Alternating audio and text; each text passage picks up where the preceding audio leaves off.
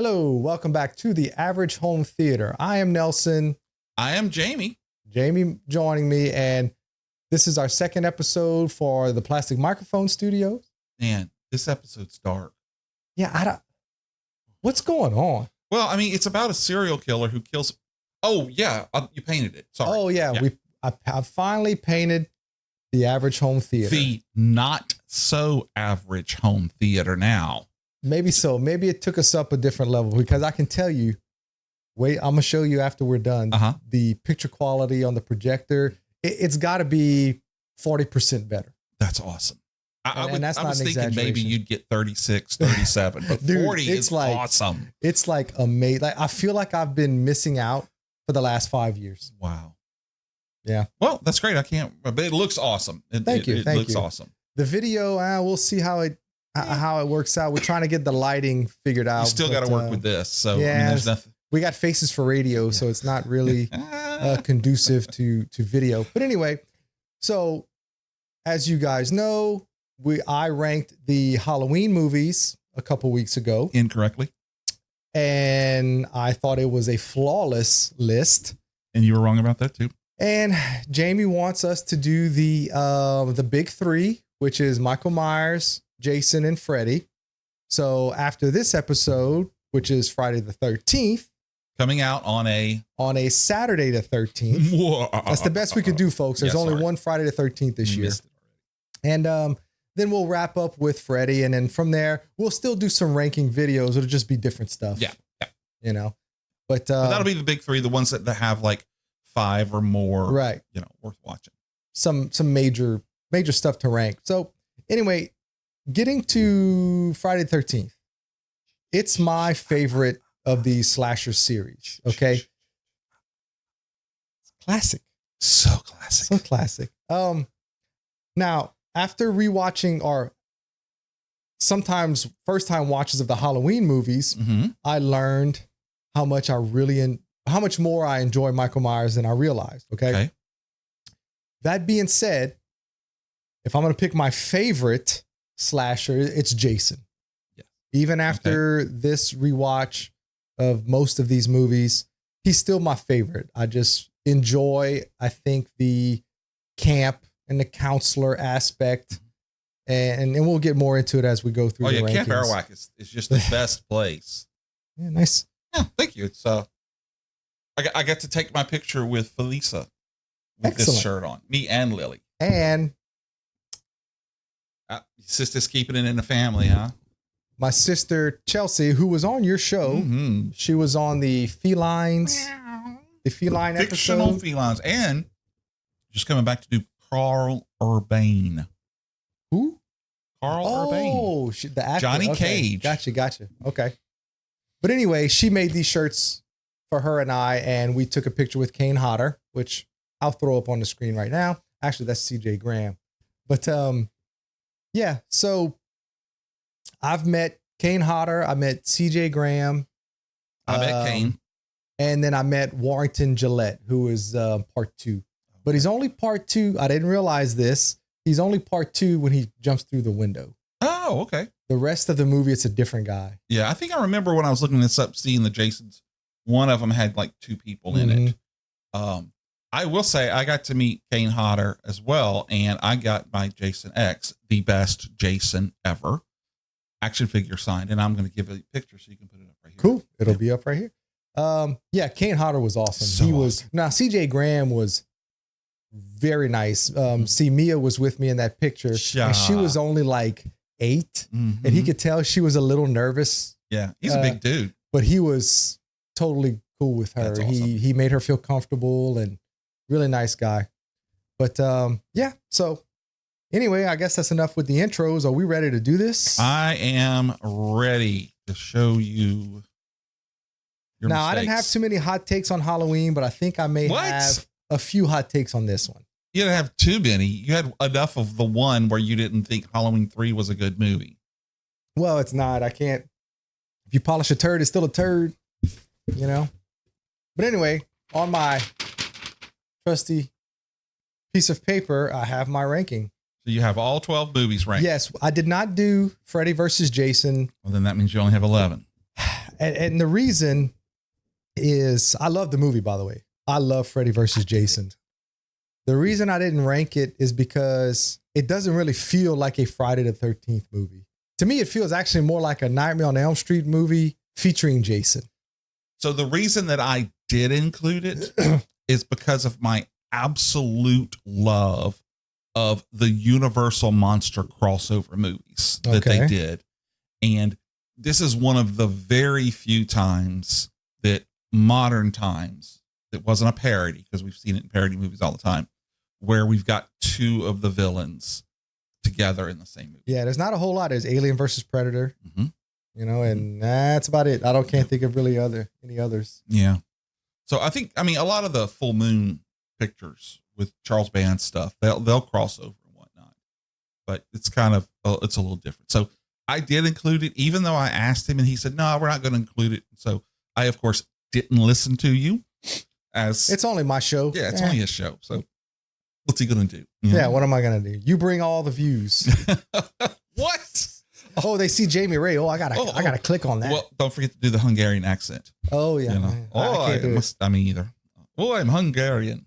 Oh. Okay. No. And we're going in reverse order. Reverse order. Right? So your least favorite. What I think is the least good movie. Okay. Or the most bad movie. Yeah, the most bad or the least good. Okay. Number 11 is Friday the 13th, Part 9, Jason Goes to Hell. And I think this is kind of where most people have it. They usually have it towards the bottom, and it's because it's not very good. It's silly.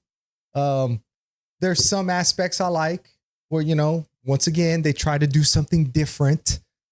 The special effects I think are really good, except for some of the, I guess, kind of CGI stuff they tried, but the practical effects are really good. But you know, the whole Creighton Duke thing, while I think Creighton Duke is cool and I like the actor, it's kind of nonsensical. Like, why is there all of a sudden this guy who knows all this stuff about the Voorhees? And where did this sister from Jason come from? Half sister, whatever. It's just, it's very, very silly. So, you know, but like I said, the effects are cool. It's kind of gross whenever the coroner starts eating his heart, his black heart, you know. So it's got some really cool aspects in it, but yeah, it's by far, in my opinion, probably the worst Friday the 13th movie. Okay, and here's where you're wrong. Okay. No, I will agree that a lot of people don't like this movie, and for the reasons and it's that not you that I just don't said. like it, because there's none of them that I can say I dislike. It's just, to me, this is the least good. Yeah. Yeah. And I will agree that it takes a very divergent path. Yeah. Okay. But it was the same, I think maybe the same kind of thing that Halloween was trying out. And it got to the end, and I think they thought that was going to be it. They were maybe going to reboot it a little bit later or whatever. So they're like, you know what? Screw it. Let's just throw everything at it, you know? I love the opening of this movie when the FBI, the hot chick, the hot girl taking the shower, which, you know, I was a young man seeing this in the theater. That was like the greatest thing ever. Yeah. But I mean, and you're right. There's a lot of that in these movies, by the way. But the fact that it felt like every other slasher movie, here's the hot girl taking a shower, you get a little nudie shot, and he's going to come in to kill her. And then she takes out, and then it's an FBI trap. Right. And they just lay into him and they kill him. You know, it's funny. I distinctly remember watching this in the theater, and they show her running, and you could see shoes on her feet. And I remember thinking, why does she have shoes? Like, she just got out the shower. Yep. But then you realize it was all a setup. Set up. Yeah. She knew she was going to be running from Jason. Right. One of the reasons that I love it is because of that. The other is Erin Gray. She plays the half sister. Oh yeah. And you know, loved her from back in the Buck Roger days and Silver Spoons. But I have to do a little divergent there with the bounty hunter, Creighton Duke, who we have to give a shout out, Stephen Williams. also known as Leroy Hanlon. He's the grandfather of Mike. What was it called? Hallinan from the It remake. He's the grandfather in that movie. Oh, okay. He owned the slaughterhouse. Okay. Oh, yes. He was about killing the. Right. So, he was really good in that. But yeah, again, you're like, oh, wait, is there a cult now? Oh no, wait a minute, that's Michael Myers. It was just very silly that all of a sudden this guy is here and he knows everything and there's a special dagger now and magical dagger. It's so out there. But all of that to be said, it's 1993. There is an internet, but it's not anything like we have now. And when you see that bladed hand come out of the ground and grab his mask, which was Kane Hodder, by the way. Exactly. I was going to say that he got to play both. And, oh my gosh, I was like, oh yeah. I was 13 years old. I was pumped. Yeah. Yeah. And I know that we're not going to talk about it. But the Freddy versus Jason movie was a letdown for me because I did feel it was a Nightmare on Elm Street featuring Jason. Jason. Okay. I still love the movie, though. I do too. It's so much fun. But I think this was a good movie and I can definitely see your placement. I don't agree with it. Okay. Okay. All right. Well, you ready to move on to number 10? Let's see. Okay. So number 10, this one's pretty bad too, but in different ways. But I still enjoy watching it. And that is Friday the 13th, Part 5, A New Beginning. Okay. I will definitely agree with you. This was my least favorite of all of the movies. Now, it's still okay, but there's some things that are just the white trash mom and son are really silly, really out there. They're gross. But anyway, and it's weird being at the what do you want to call it? It's like a home for wayward kids / growing up people. So, the Tommy Jarvis. But, okay, I have to say, that's my one note for this movie because there was so much that I didn't like about it. I didn't want to harp on everything. I actually thought that John Shepard's portrayal of Tommy Jarvis was right on the money. For having an adult pick up after Corey Feldman and the look, of course, he had the glasses and, the hair. I thought he really did a good job as a tortured young person who had been scarred like this as a kid, who was already kind of messed up in the head, but I thought that is probably, for me, the best part of the film was his casting and what he did with it. All the other stuff, I mean, God, the gang in the van and the enchiladas, chains, all of it was just, it was a lot. I liked Roy. I thought I liked the copycat killer aspect. It didn't really bother me too much. A lot of people, the reason they hate it because it's not Jason. Right. I'm okay with it being a copycat killer because they killed Jason in part 4. So that doesn't really bother me too much. And it kind of felt like Jason most of the time. But it's just those few things are just so bad that it's silly. The one that kills Roy's son, the acting is just so bad in this. So it's just, I 100% agree. Yeah. Look, I could have maybe swapped this one and Jason Goes to Hell, but to me, they're both about the same. I like them both about the same, I guess. Okay. I'm good with you. All right. Well, let's move on. Okay. And then number 9, Friday the 13th, Part 8, Jason Rides a Boat. Okay. Now, this movie does get a lot of hate. I don't think it's as bad as a lot of people say it is because Kane Hodder does a great job again. He has some gnarly kills in it. You find out Jason can teleport in this movie because 1 second he's here and the next second he's on top of the boat. So when you play the Friday the 13th games, when you played as part 8, you can teleport. So the game was really neat. Like each Jason from each movie can do different things. Like part 2, Jason could run, 2 and 3 could run. Oh, okay. And stuff. So there were different, I don't know. They did a really good job with the video game. It's a shame that it went away. But yeah, I mean, it's got some pretty gnarly kills and stuff. But the scene on the street with the punks. With the punks. He kicks I mean, that's been memed so many times. Yeah. Lifts up the mask. Yeah. Oh, that's a great scene. You have the dude shooting the fade with Jason. And Jason knocks his head off. Mm-hmm. All of that. Yeah. But I mean, anytime Kane Hodder is portraying Jason, it's good. Yeah. Because he's just so good at it. He probably is the best Jason. Oh yeah, I agree. Just the way he walks, his physicality, he's just very good at it. He's a moving mountain. So yeah, it's okay, but it's really stupid. Like, how is the water connected to where they can get to from Crystal Lake to the Atlantic Ocean? There is no water path. But now we know he probably teleported the whole boat. That could be. He teleported the whole daggum boat. We just don't get to see it on screen. Yeah, it's and then I guess at the end when she sees him, because I guess the girl's kind of connected to him. Yeah. Because her stepfather or whatever, who's the principal, like throws her in the water and because Charles McCullen.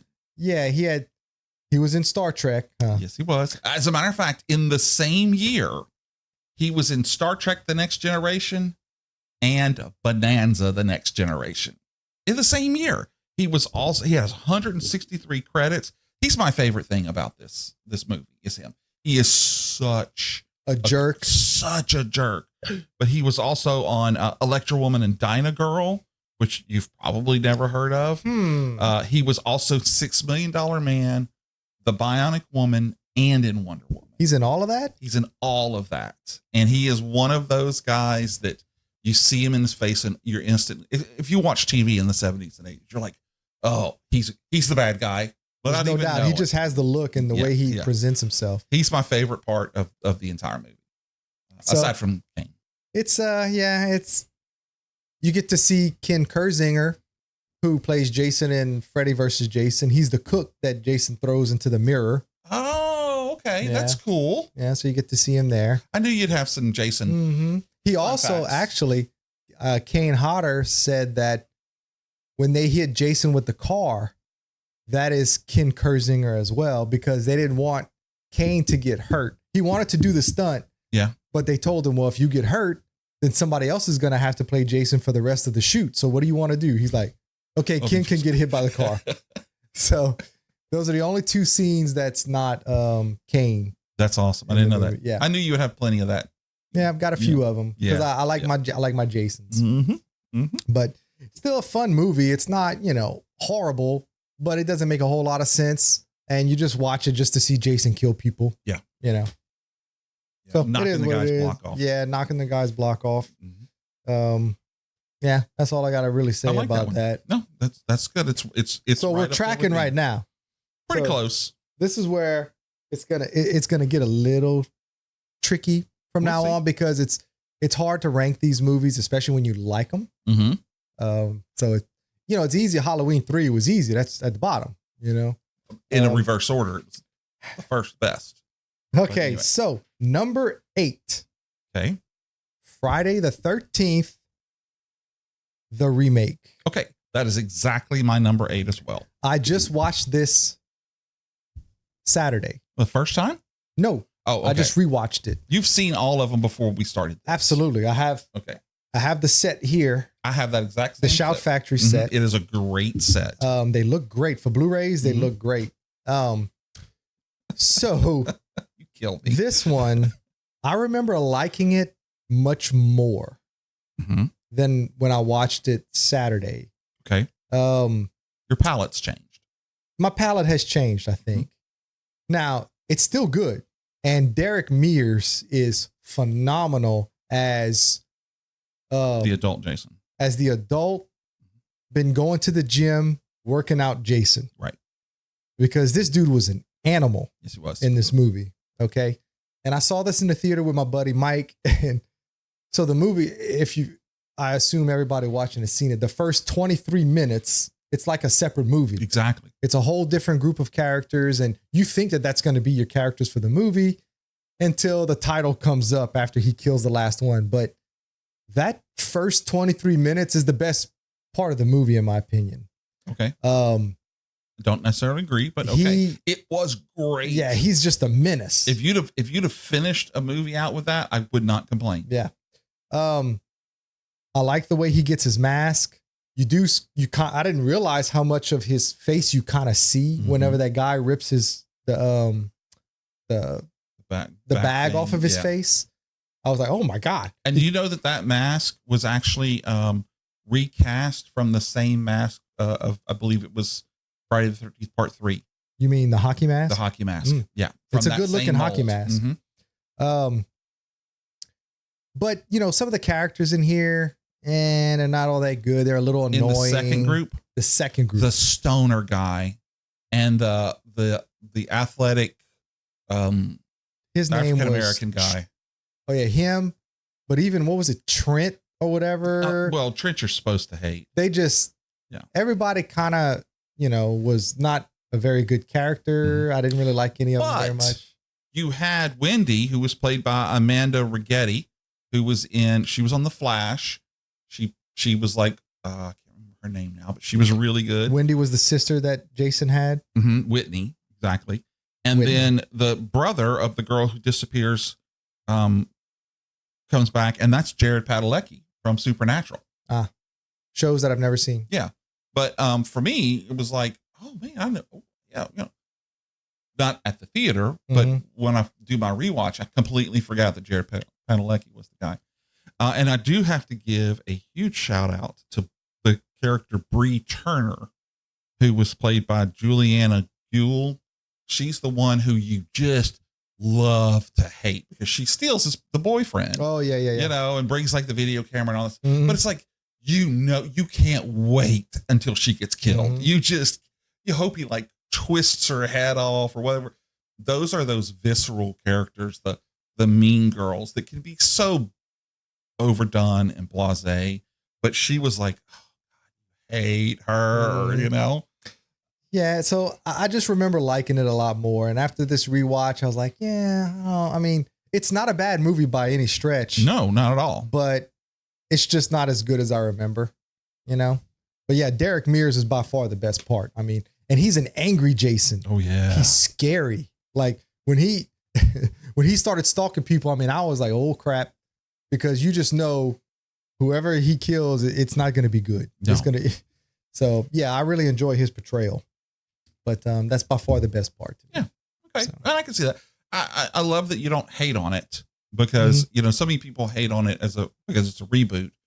Come on, people. It's what I do like is long time. They kept it weird like the original because they said, oh, Mrs. Voorhees was mad that Jason drowned, but he obviously didn't. He was sitting there watching her get beheaded. So how did he do that? Yeah. It's like, what's good? And I guess they did that on purpose because between 1 and 2, it's like, okay, well, did he drown or did he not? Why is he a grown man? There's no real explanation. And I guess they kept it that way. He's like, hey, well, screw it. But we got to say though, throughout a lot of these movies, it didn't diverge as badly as Halloween does, but he gets killed in so many different ways and he comes back.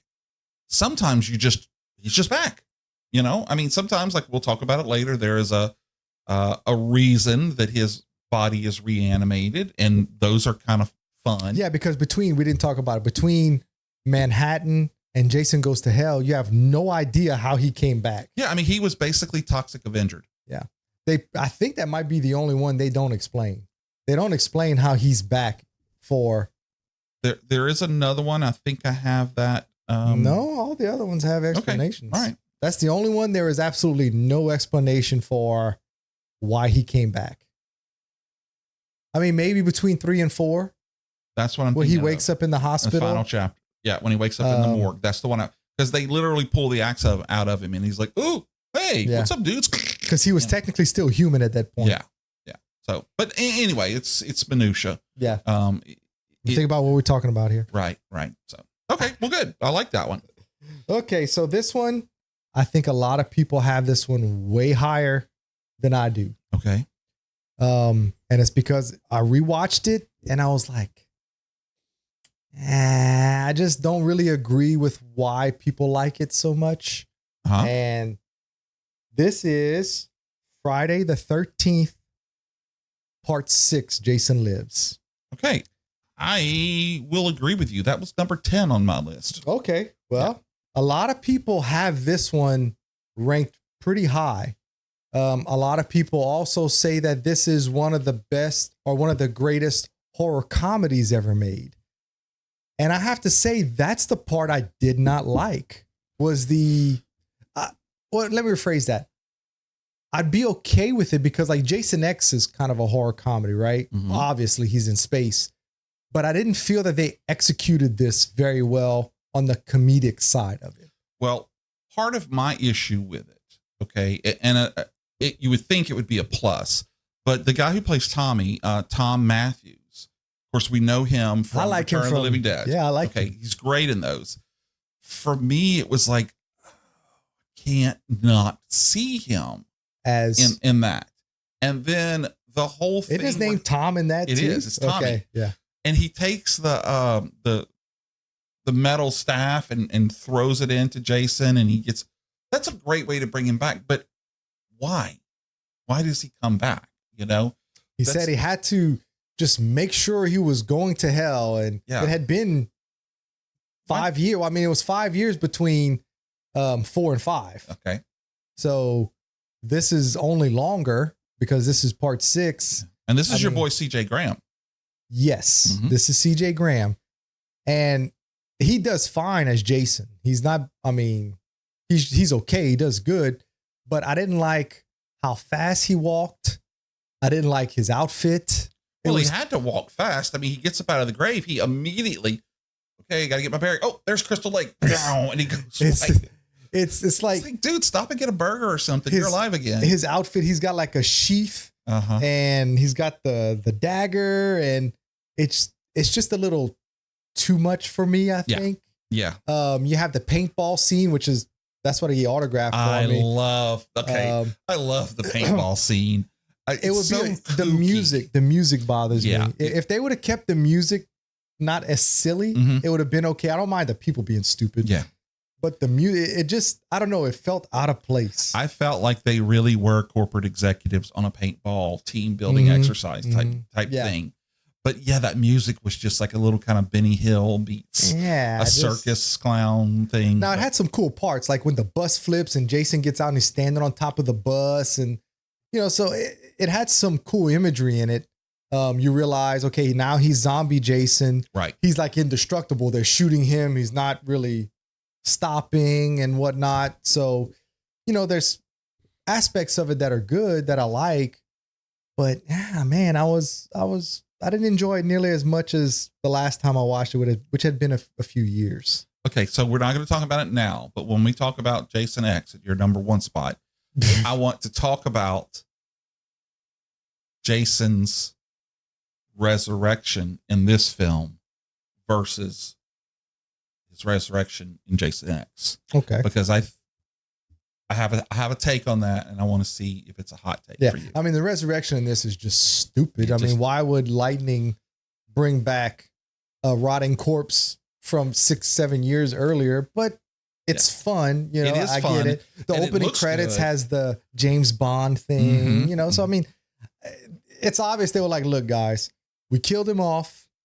Part 5 was a copycat. People want more Jason. What are we gonna do? We got to resurrect him. Okay, we just got to go full stupid now. Right. Which is, they had to. I mean, you can't make it make sense. And part of the issue for me is that Return of the Living Dead does that comedy and horror so it does it much better. Then to see the same actor in this one surrounded by people who just didn't meld. Yeah.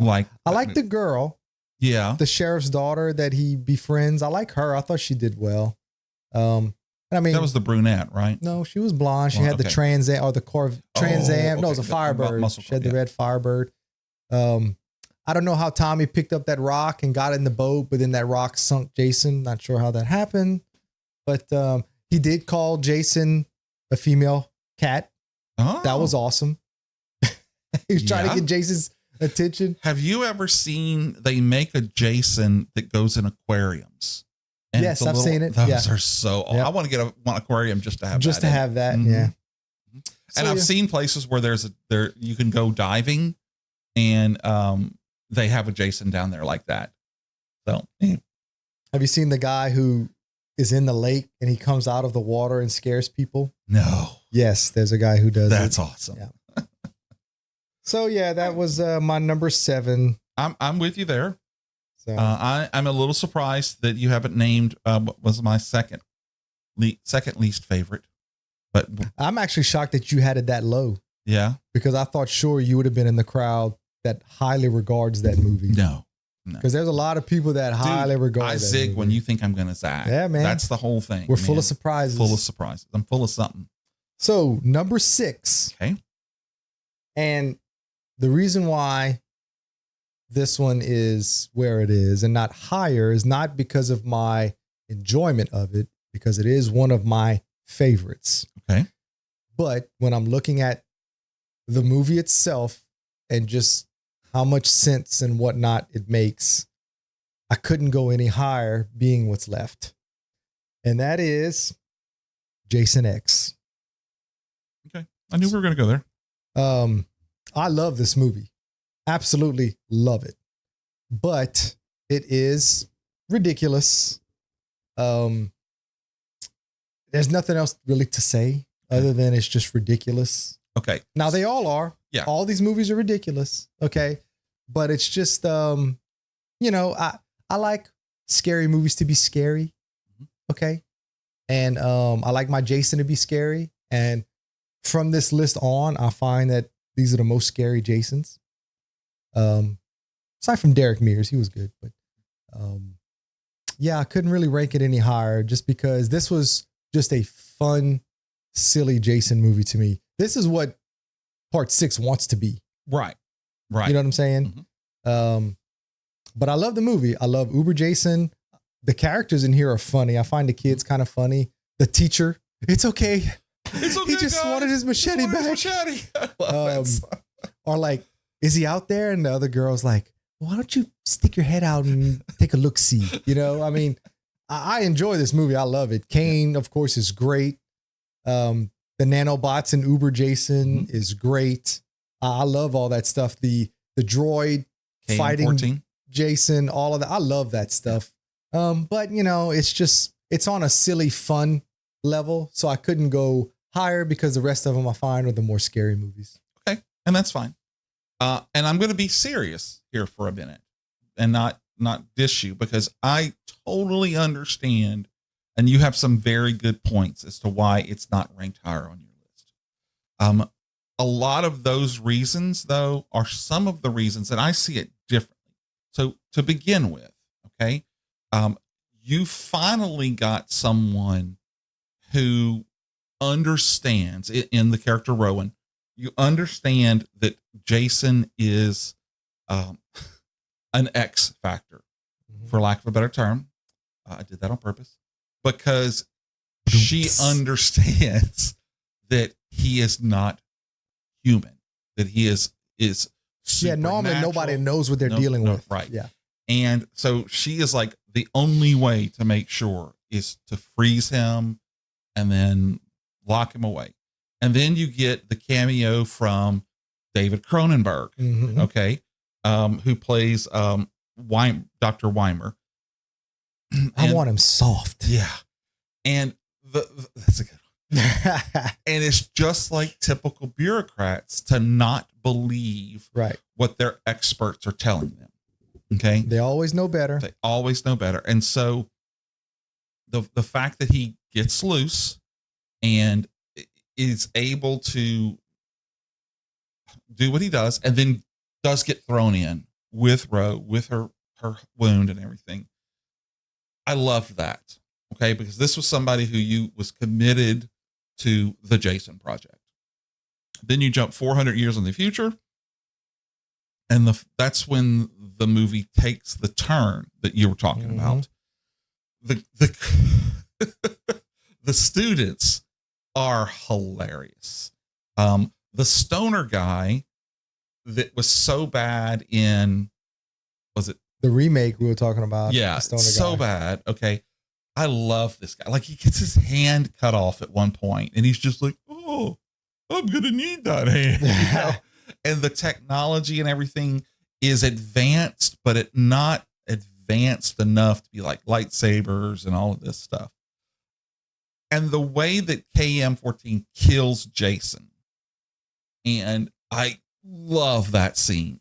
You know, I love that scene. And when he falls through the wall onto the table and dies, I do have an issue at that point where I understand that they just killed him, but Rowan should have known, okay, let's, you know, shoot him out into space. Let's throw him into an incinerator. Let's do something. And that's when the nanites are able to come in and change him into Uber. I love that resurrection. That resurrection is one of the only ones that makes sense. Some kind of sense, right? Right. Okay. It's science fiction at this point. Though, exactly. Yeah. Okay. And so it does cross into that. And then later on, when she goes to fight him again and she loses her head for him, it goes off into the silly realm. Yeah. Okay. Yeah. But then it has one of the absolute coolest endings, in that Jason's body is falling into another Earth 2 or something. Right. And he basically becomes a shooting star. And the only thing left that we see is that mask. Okay. So. And then there's a couple that says, what was that? I don't know. Let's go see, or something exactly. like that. Yeah. And so in my head, I always think that all of the other nanites that Jason got burnt up a lot, but there was still a lot of him left, because if the mask survived, then the other big components survived. And so Jason's in there rebuilding. And by the time they get there, you would have Jason, the next generation. Jason 11. Yeah. But I this is a movie that I can watch all the time. Oh yeah. You can put this one in anytime and enjoy it. There's no doubt. The kill where he puts the girl's head into the liquid nitrogen, you know, the way which is one of Kane's favorite kills he's ever done. Oh, is it really? Well, yeah, it's a great scene. The professor, he just wanted his machete. That is gold. I mean, that is gold. And the fact that 400 years in the future, people are still talking about that serial killer, Jason from Crystal. Oh, hockey was outlawed in 2024. Yeah, that's true. So yeah, we've gotten past that. Yeah, we beat it. But again, I 100% agree that this movie is not in the same vein as the rest of them. And just like us and the 501st guys were texting today, the scene where he comes onto the holodeck and the two girls are like, we want to have, you want to smoke some pot and have premarital sex. And then he puts them in which was a direct callback to what? Part 7. Part 7, where he slams one girl in a sleeping bag. And he actually gets to do it the way they filmed it in part 7, but they had to cut it all out because of the MPAA. Oh. You only see him throw the girl up against the tree once. Yeah. But he did it like 7 or 8 times in the actual movie. So in this one, you get to see him do it a few more times. Have you ever seen the movie Prophecy with Armand Asante and Talia? No, I've only seen The Prophecy. So there is a scene. This is about I'll have to loan it to you. It's a great 70s monster movie about these, this mama bear who has been eating mercury laced fish. And so now it's huge, you know, but at one point she comes up on this group of campers and one of them's in a yellow zipped up. Oh, yeah. Is that the one with Talia Shire? Yes. Yeah. And smacks him and he goes end over end into a tree. That is the second best tree killing scene that you've ever except seen. For the Groot scenes, you know, but that's totally different. But no, Jason X is a fun movie, but I could definitely see. Where do you have it ranked? Number one. Number one? Number one. And it's because for when I do my ranking, it's how much do I enjoy watching these movies? We are not on here or on my show, Fave 5 from Fans. We do not go about what is the best or what is the top or what is it's about fun and enjoyment. And I love this movie. I will watch this movie. I've probably watched it 10 times more than any other of these movies. Friday the 13th movie, just because it is so much fun. Now, is it a good representation of Jason? Not at all. Not at all. As we get higher on this list, we're going to have some really good representations of him. Okay. So now, number 5 in my list is Friday the 13th, Part 2. Now, I know a lot of people love this one, and I do as well. I think it's great. It's the first time you really get to see Jason, sackhead Jason. He runs.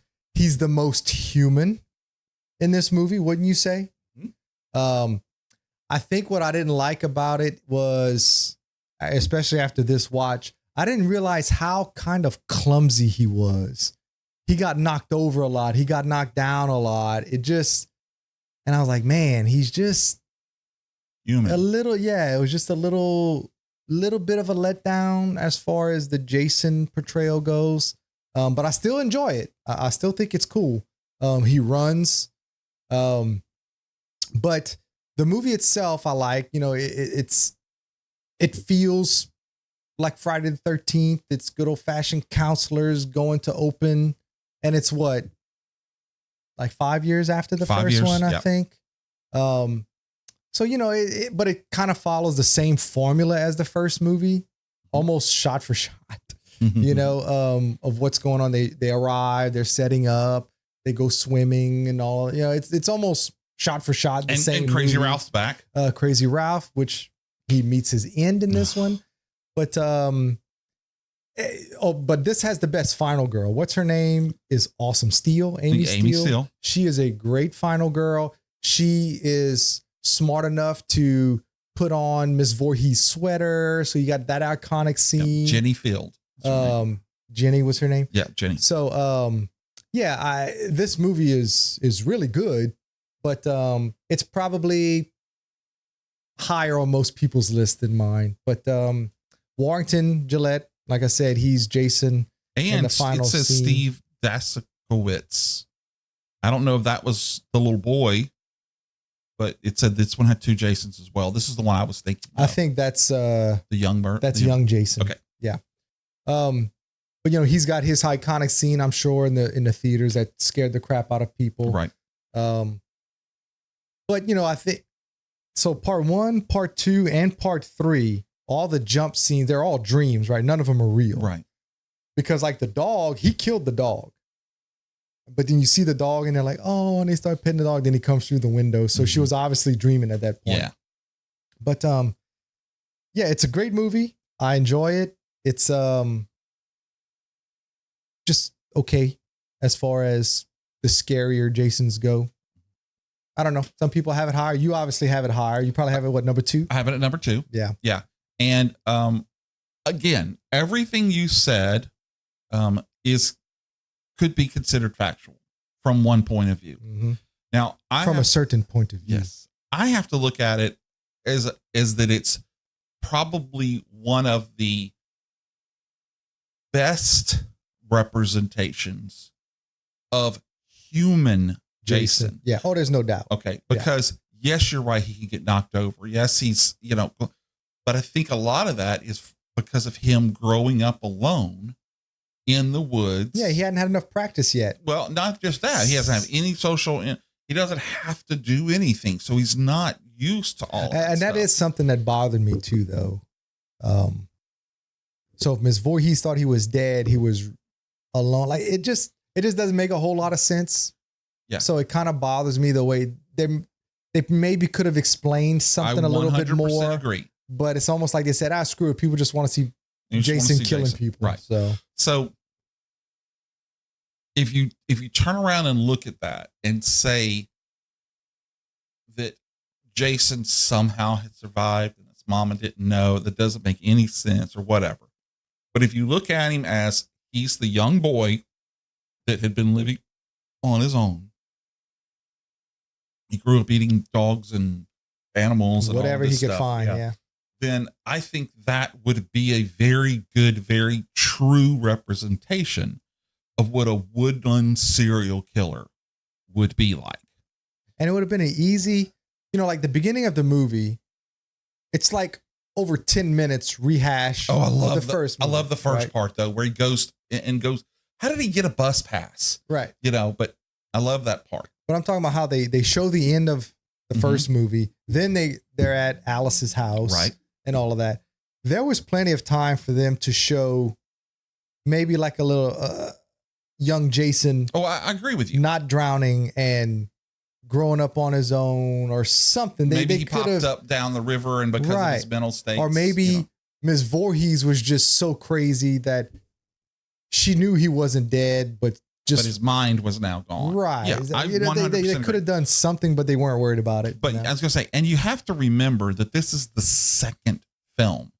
All of the lore about him being supernatural and coming back from the dead and all of these other things are I don't even think they were thinking about that. Oh, no, they were just doing movie by movie. Yeah, and that's why the continuity or the whatever is so bad in this series, because they were making so much money for so little money that they would just, it's almost every year they were just pumping them out. So that's why it's so high on my list, is because it's a pure Jason before all of the other stuff comes in.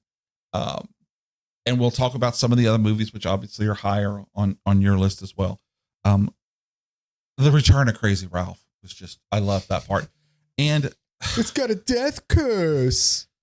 Terry's butt makes this entire movie. Hey, this is the young lady the girl with the brown underwear with the Mickey Mouse t-shirt. Oh, that one. Yeah. But the brown underwear is in this one too. Yeah. And that's she actually takes photo ops with people in that underwear. Get out! I'm telling you, that's hilarious. I am telling you. But that scene where that slingshots into her, that's just so iconic. It makes me think of the little copper tone girl who the dog bites her underwear, or her swimsuit. Oh, yeah. I don't know why, but I found that was just a really, really fun movie. I like they had the guy in the wheelchair. Oh, yeah, that's a great kill. Machete to the face, backwards for some reason. And he just, that was something else. The machete was always backwards. Like when he sliced the throat. Yes. And I'm guessing they did that because they were they using a real machete and they didn't want to hurt each other, so they would just do it backwards. Nobody cares. Yeah, because the machete was backwards on all the kills. Yeah, nobody cared then. Now we're going to tear it apart. But now, okay, all right. So, okay, number 4. Next? This movie is very good. If I had to do favorites, it would be my number 2. If I was just going by like my favorite ones to watch. Okay, and that is Friday the 13th. Part 7, The New Blood. Okay. This is Kane Hodder's first movie. I love this movie. I really like the girl with telekinesis. Someone who was actually Park Lincoln. Yes. Tina. She just recently passed away. Yeah. But it was someone who was able, before the android, to go toe to toe with Jason. She strangles him. She throws him downstairs. She electrocutes him. She sets him on fire. She squeezes his head until his mask breaks. All of these just great things happen in this movie. What sucks about it is, like I was saying earlier, the MPAA just, like every kill, they cut out the majority of the gore. Right. Almost all of it. So Jason stabs, cuts, whatever, and then it cuts away really fast. So you hardly get to see anything in this movie, but it still doesn't take away its awesomeness to me. Yeah. I like the characters in it. They're fine. It all goes. The silliest part is the dad that, comes up and pulls Jason down. I don't really understand all of that. I don't think anybody really does. Yeah. But Terry Kaiser. is great. I mean, Terry Kaiser is the worst. He is so awesomely horrible as Dr. Cruz. Yep. That's my note for this entire movie. That's the favorite thing. So about we got movie. Bernie, a live Bernie. I mean, it's so hard. It's so weird to see him walking and talking. But you know what he's doing, trying to exploit her and all of that stuff. In case she didn't know. Weekend at Bernie's, right? You know, he's just a sleazeball and he's a coward. Her mom's hair is fantastic. So I mean, just so much about this movie. 1988. Yeah, I love this movie. I saw this in the theaters. Oh, did you really? Yes, I did. I was 18. And it's the best looking Jason. Yeah, it's Kane, you know. But I mean, you see his spinal cord, his backbone, his ribs, and his, you know, you see like his actual teeth, and it's the makeup, everything is just fantastic. That's the fishes have been eating on him, you know. Kane did every stunt. Really? So every time you see Jason in this movie, it's all Kane. He did everything. So yeah, this is a great one. It's probably number 2 as far as my favorites. Okay. I love this movie. I like that one. I don't have really anything to add because you hit it. You know, it's just, you have to get past the part that this girl is telekinetic. Okay. And once you accept that, then you're in for a great ride. It's weird that it's in a horror movie. And it was returned to form. It went from being a silly movie with Jason Lives back to, let's try to make it scary again. Yeah. You know? Yeah. And I think Laura Park just did a great job of being, I hate when movies portray young women as being weak. We just got to see last night. We saw A Working Man with Jason Statham, and the young woman that he is trying to find and rescue. One of the smartest girls I've seen in cinema in a long time. Just, you know, I've grown my girls up always telling them, you know, thumbs to the eyeballs, scratch the ears, and this girl does all of that. And that's what she does in this movie. She is fearless, but also knows when to, okay, now I got to go hide. Right. You know, so just a great final girl. Oh, and when his mask comes off, he looks awesome. He looks like a rotting corpse. But the guy that directed it was a special effects guy. And so John Carl Buckler. He was well versed in this kind of stuff. And you know, he says all the time, the MPAA raped my movie or something like that. You know, I mean, they really killed it. It's horrible that more of that isn't saved. Yeah, and you know, back then they didn't keep that stuff. They cut it. It literally was actual film. It was on the cutting room floor, and they just got rid of it. Yeah. So there's a few, I think, dailies that they have, but they're in such poor quality, and they don't have the originals. They really can't do anything with it to make like a director's cut version. So we're never going to get it, unfortunately. No. You know, now even if a movie is filmed on film, like 35 millimeter, they immediately transfer it to digital. Oh yeah. You know, so everything's preserved now. It's never going to go away. There's never going to be another London After Midnight. So what's that? That's that movie with Lon Chaney that they lost the final copy in the 50s. Oh, really? Yeah. And it's like the vampire with the teeth, like all the teeth. Oh yeah. That's one of those things that I'm hoping one day they're going to open a South American vault like it's happened before. Right. And Samurai Cop. That's how they found Samurai Cop. Well, that's how the Metropolis, we just recently got the full 2-hour something version of Metropolis, is they found a vault that after a guy died and they opened it up and it had all of these. I saw another movie and it's not to me, it's not an important movie or whatnot, but it is, they found a movie from like the 20s or 30s for this somewhat famous actress. They didn't even know that she had been made. It was literally on a pallet when this place was shutting down and they were just selling everything. Yeah. And a collector had come through and he was kind of cataloging it. When he came up to this, he's like, what the heck is this? It's crazy. So how it's that still, happens. hopefully some of that stuff is still out there. Yeah.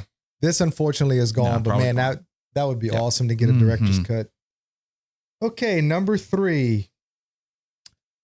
Friday the 13th, 1980, the original. Okay. This Betsy Palmer needs a Cadillac. This is probably the one I've watched the most. Okay. I watch it every year. I think it's a great movie. I know a lot of people hate it because Jason's not in it, but I don't really, that doesn't bother me. I just think it's such a good horror movie. Yeah. That I just love it. If it was called Summer Camp Killer, you'd be fine with it. You're right. And I love Betsy Palmer. So good in this movie. I love her crazy Pamela Voorhees portrayal. It's almost like she was made for that role. I mean, how much did Betsy Palmer do before this? She was really popular. When she was young. really popular. Right. But she never did anything like this. And the lore wasn't of the she story, retired for quite some time before? She literally did this for movie for money to buy a new Cadillac. That's the story that she tells. Oh, she's like, I'm going to do this movie. Nobody's ever going to see it again. And I'll be able to walk away. And I've seen interviews or an interview with her talking about this later on in her lifetime. And she's like, I never thought anybody would ever see this movie. And that's why she did it. Just like Michael Caine, you know, he's done movies before and he's like, I just needed a paycheck. Jaws the Revenge, you know, perfect example. So, yeah. So I don't know. There's not a whole lot to say about this one other than, you know, it's Tom Savini set the standard, you know, in this movie. Kevin Bacon's first appearance. Yeah, things through like the that. neck. Oh man, such an iconic place. He said it's so weird to sign autographs of people bringing him pictures with a arrow through his neck. But he said it's one of the things he signs the most. Yeah, even to this day. Crazy Ralph. This is where Crazy Ralph shows up for the first time. Yeah. And the town that was in the movie, some of those streets are virtually unchanged. Yeah, I've seen people doing filming location videos, and it looks exactly the same. It's crazy. Yeah, and just the characters, the counselors and stuff, they're just pretty believable people. I mean, you would think that's how 18, 19-year-olds on their own, that's how they would act, you know? It's cool seeing basically man hands and everything else doing all the killing. Then it's just this old lady at the end. Exactly, you know? And the whole scene at the beginning with the Jeep, when she picks up, well, when Jason, but we know it's Pamela, picks up the girl who's going. Oh, yeah. The backpacking girl. Yeah, so everything's POV from the killer. I love that. Yeah, she starts going really fast and the girl rolls out and then she stops and yeah. Again, smart, but she was just outmatched. So yeah, no, I love the feel of this one. This one, it's probably the most horror feeling out of all of them, I think. Yeah, it really because you don't know who the killer is. Right. And even though you think you know who it is, you know, of course, anybody these days who's seen it. I mean, I guess some people were thinking it was like a whodunit, but you never see the character, so it's not really a whodunit. I guess maybe people watching are thinking it's an active character, right? And this is producer Nick watched it with me just like 2 years ago. He had no idea. It was really neat to see his reaction. He had no idea it was Jason's mom. So, you know, many times when I've talked to people who are like horror fans and I'll be like, hey, what was that first movie that Jason was in? Everybody says Friday the 13th, but it's not. Jason was in. Well, he's in it. No, yeah, but he's in 2. Right. And then they're like, well, yeah, but he didn't have a mask in that. No, he gets it in 3. So it's kind of cool that you could see this movie progressing from one stage to the next. And then they just, I don't want to say go off the rails because of the connotation to it, but they just take it to a whole nother level. Yep. So now we're down to the last 2, and I can't believe that we are at the last 2, and one of these is I'm not making fun. I'm deadly serious. So, and I know this is a hot take. This one is. So number 2, Friday the 13th, 3D. I think this Jason, Richard Brooker, is one of the best, if not the best, portrayal of Jason next to Kane Hodder.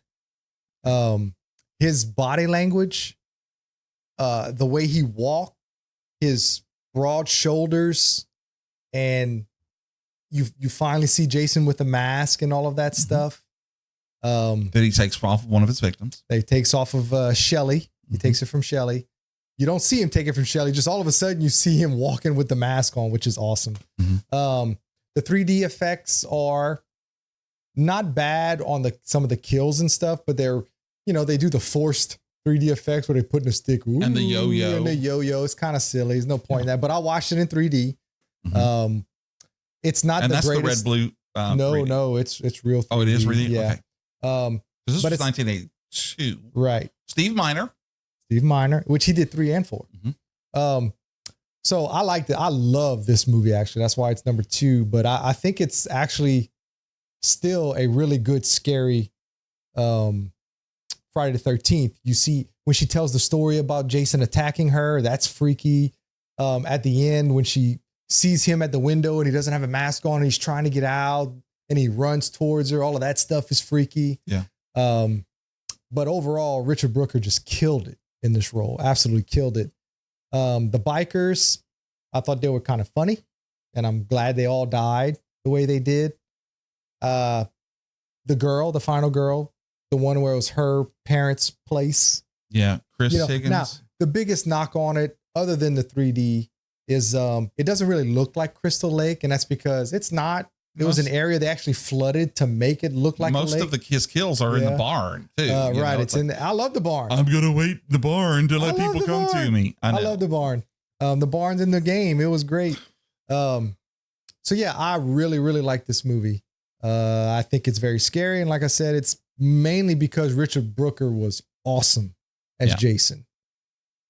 So what say you? It is my 10th. Go, you have it that low? I do. You're wrong. I do. And again, it's okay, but I just think that there are too many wrong things that pull the 3D effects, the forced 3D effects. They pull me out of that movie every time. The yo-yo. Oh man, I just. But you have to understand, back then, that's kind of the way they did 3D, though. I mean, there wasn't really many 3D movies. I saw that they Metal didn't Storm, do, the whatever of Jared Sin in the theaters. Man, the Creature from the Black Lagoon 3D is awesome. Yeah, it's very good. But anyway, I'm sorry. That's okay. I was just, but just like you with Halloween 3, I don't understand what it is about this movie that you love. I love it. I can definitely see what your number one's going to be. Dun, dun, dun, dun, dun, dun. I mean, I love the music, man. It's one of those things that it speaks to you, but it mumbles to me. So I don't know. You don't think Richard Brooker was awesome as Jason?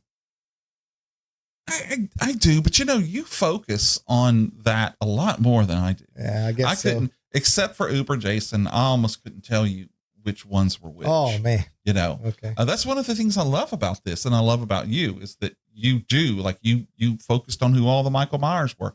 I'll tell you this: when we do Freddy, I can tell you each and every one of who was Freddy. Yeah, I can tell you everybody who played Freddy. Oh, that's Robert England. Oh, that one's Robert England over there. But again, there's reasons that you like it. I just think there's too much to pull you from the movie. You don't like when they were all like shoving the weed down there because they thought they were getting pulled over? Yeah. So anyway. Oh, something that is interesting about this series that I noticed. Man, the 80s. There was a lot of gross toilets. Yep. And still using outhouses and stuff. It's kind of crazy to think that I was alive in a time where there were still outhouses, Oh yeah. That's nuts. It's probably still some places, So gross. Think about the Amish. I mean, look, I was in the military and we had to use portalettes that were out in the field that had been out there for months. Mm-hmm. So that's probably damn near the same thing. Well, in Boy Scouts, we use trenches. Yeah, there you go. With your little e-tool. That's it. Dig it out. All right. By default, that makes part 4, the final Friday, number one on my list. Now, it's not my favorite. Well, wait. I'm sorry. And I don't mean to put too fine a point on it, but this is the final chapter, because the final Friday is Jason Goes to Hell. Okay. Misprint. It's the final chapter. Yeah. Okay. I was wondering if maybe I had it wrong. I said it wrong. Okay. So this was supposed to be the last one, which is why they called it that. It is in my opinion, execution, everything, the best Friday the 13th movie. Mm-hmm. Ted White, who is the oldest person to play Jason, he was 58. Really? When he played Jason. Okay. Now he was one of the, if I'm not mistaken, I may be wrong, but for some reason I'm thinking he's one of the creature from the Black Lagoons. Oh, okay.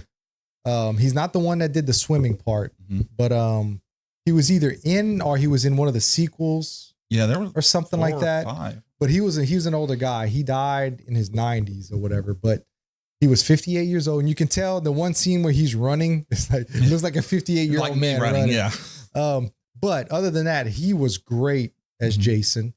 The Tom Savini came back because they told him, this is it. We're not doing any more Jason movies. We want you back. So he agreed to come back. And you can tell you have Jason's head sliding on the machete. I forgot to mention Crispin Glover getting the machete to the face. As he deserves. Did you catch in Friday the 13th part 3 that at one point he's reading a Fangoria and it's a Tom Savini article? I did notice it. The blood starts dripping on it. Yeah. It was the girl in the hammock. But anyway, so he comes back and the effects are just top notch. The girl's great. Corey Feldman. I mean, look, say what you want. I love Corey Feldman. Grew up watching him in all these movies. He was in like every 80s movie. But Corey Feldman killed Jason. Yeah. He killed Jason. Yeah. That's amazing. So everything that Corey Feldman with the razor. Yes. But everything Corey Feldman's done in his career, Corey Feldman was the only person to kill Jason Voorhees. Like really kill him. That's amazing. Anyway. Can't disagree. So yeah, this is the best. Not my favorite. My favorite is between 3 and 7. Those are my two like favorites to watch. But this is by far, I couldn't not put it number one. I had to put my biases away because this is the best Friday the 13th movie ever made. Okay. First of all, the girl, Trish, Kimberly Beck. Oh my God. She was the 80s personified. Oh yeah. Yeah, she was smoking. Corey Feldman, perfect as Tommy. I got a really big Salem's Lot vibe off of Tommy, like the character from Salem's Lot. I've never seen it. I have it right there in my watch. No, that's my to watch pile. But the way that he loves horror and makeup and all of that stuff, the mask and really good. But one of the reasons that I like this film is for a very weird connection. Okay. So if you'll remember in Friday the 13th part 2, you had Amy Steele as the final girl. And in this one, you have, what's his name? The guy that is Trisha's boyfriend. He is played by the guy who was in The Powers of Matthew Starr, which was a TV show, like a very short-lived TV show with Louis Gossett Jr., this guy, and Amy Steele. Oh, okay. So and I watched that show growing up, I think it only had like one season, so there wasn't a lot, but sitting back and putting this all together, I'm like, oh man, was Louis Gossett in any of these movies? I ran back. I love Louis Gossett. Yeah. Man. But one of the greatest actors of our time. But I really enjoy this. This is the first of 2 times that Jason kills the coroner as well, because he wakes up, kills the coroner and the nurse, and then takes off. I just wonder how many times Jason wakes up, comes back alive, whatever, and goes, oh, crap. why can't they just bury me at Crystal Lake? It make it so much easier. But I agree with you. It's a great, very well filmed movie. And again, Tommy kills Jason. So you know who the coroner is, right? I don't remember, but I know he is Fackler in Police Academy, the clumsy one with the crazy wife. Yes, he was the perverted coroner. Okay, in this movie. Wow, yeah, that was it's a great film. I didn't know Ted White was older. Yeah. He's the oldest to portray Jason. He was 58. Yep. Wow. And he was good. He now, it's funny. Kane Hodder, I just recently watched an interview with him on Talks from the Crypt, which is a good show, by the way. Okay. Good YouTube channel. He said that Richard Brooker and Ted White, who I think were great, that's 3 and 4, they did it just for a paycheck. They didn't even care. Oh, really? That they were Jason. Like, it didn't, they were like, whatever, it's just a paycheck, to where Kane, like, he absolutely adored playing Jason, which is why it hurt him so much that they cast somebody else for Freddy versus Jason, because he was handed the script by an executive who said, look, we're finally doing this movie. Yeah. He's like, so I was all excited. And then a few weeks go by, he hadn't heard anything. And then he finds out that they cast Kurzinger because they wanted somebody a little bit taller. Oh, so, come on. Yeah. They can make Tom Cruise look as tall as any of his leading Kane ladies. Hodder, he's listed at 6'4", but I took a picture with him. He's 6'4". Okay. Kurzinger is every bit of 6'6" or 6'7". Yeah. So they really did want somebody taller. I would love to see you tell Kane that. I will not. Yeah. I will not tell Kane that because he's 70 years old and I'm scared of him. So I want your projector when you tell Kane that. So just write it up. Hey, I could put a picture up here to show. I mean, I'm 5'11". Yeah. Yeah. He's probably about 6'1". Maybe when he was younger, he was probably 6'2". You know how you shrink a little bit when you get older. Sure. Your discs compress. My.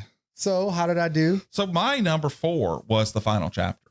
Okay. So I did. I'm gonna go through mine real quick. Yeah, let's go through. I did have Jason and Freddy in mind. So number 12 was A New Beginning. Number 11 was Part 3.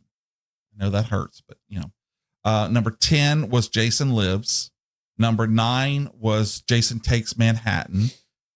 Number 8 was the reboot from 2009. Number 7 was Freddy and Jason. Number 6 was Jason Goes to Hell, the Final Friday. Cool. You have it ranked that high? I just love the quirkiness of it. And Aaron Gray, I thought just did a great, even though it makes no sense as half sister. What? 5 is 7, The New Blood. 4 is the final chapter. 3 is the first one. 2 is the second one. And Jason X. Yeah. I mean, it was so good that people from Wakanda uses. I can't believe you have symbol. 3 that low. Now you know how it feels. That's probably the only thing that I can't really get behind. Now you know how it feels. You have Part 3 so low. You have it below Jason Goes to Hell. That's a hard pill to swallow. Got any water left there? I'm just saying, I got some water left. You could try to swallow it then. Yeah. Well. So I guess we'll do Freddy next. Yeah. We'll do Freddy next. And Freddy, I'm gonna have to watch all of them though. Okay. Including the remake. I don't have the remake. Oh, but I can watch it. Yeah. But you can stream it, I'm sure. Mm-hmm. It is, and I'll tell you right now, it is jarring. I've seen it once. Oh, you have seen it? Yeah. Okay. I saw it in the theater. Yeah. But I haven't seen it since. Me too. Hey, not Haley Joel Osment. Jackie Earle Haley. Jackie Earle Haley does a really great job. But yeah, it's really different. Yeah, well, we'll talk about it. And I will say, and I think that you might agree with me on this, is that neither of us are really that emotionally invested to Freddy. So whatever your list is and whatever my list is, we're probably all just going to say, yeah, that's fine. So I don't mean this. No, I actually do mean it this way. I'm so glad that I have befuddled you with my choice of Friday the 13th Part 3 and And you did my it with me. Halloween part 3. 3. So it's like the battle of the 3s. That is interesting. It is. Because part 3 is regarded as, that's Dream Warriors, right? I think. No, I'm pretty sure it's part 3. Part 3 is probably one of the. Let's see. That's a fun one. Because Dream Warriors is like most people's favorite. And there's what? There's 7 it's 3. It's Nightmare 3? on Elm Street 3 Dream Warriors. Yeah. Okay, and there's 7 if I'm not mistaken. There's 5 of the originals. Then there's the New Nightmare, and then there's the remake. reboot. So 7. So that'll be a much shorter list. All right, guys. Well, that'll about do it for our Friday the 13th list. Yep. Please like, subscribe, tell your friends, and we will catch you on the next one, which is Nightmare on Elm Street. And it'll be sometime soon. Yeah, probably 2025-ish. It'll be in the spooky season. I am going to rewatch all of them. Yeah, I'm gonna have to rewatch them too. I have the whole set. I just pre-ordered the 4K set. Oh, okay. So I don't know. We may have to wait until the 4K set comes in, then I'll watch it. Yeah, because God knows you can't watch Blu-rays. Well, I have DVDs. Oh, but they look fine for DVDs. Do you need a hug? Oh, I loved. I didn't paint this room black to watch Blu-rays and DVDs. VHS, yes, but no. Well, once again, man, thank you so much for having me in the above average home theater. Well, thank you. I appreciate that. I'm honored to be the first guest that records in the newly painted. Yeah. And he did a good job. Even painted the ceiling. Yep. Surprised you didn't paint that one vent. No, the vent is going to come off, and I got to spray paint it. Yep. Right. I'm going to spray paint it black. So still got a little bit of work to do, but no, I think it looks fine. I think it looks great. Get you some velvet curtains and you'll be done. Yep. All right. Well, until next time. Thanks so much. I like that. Adios.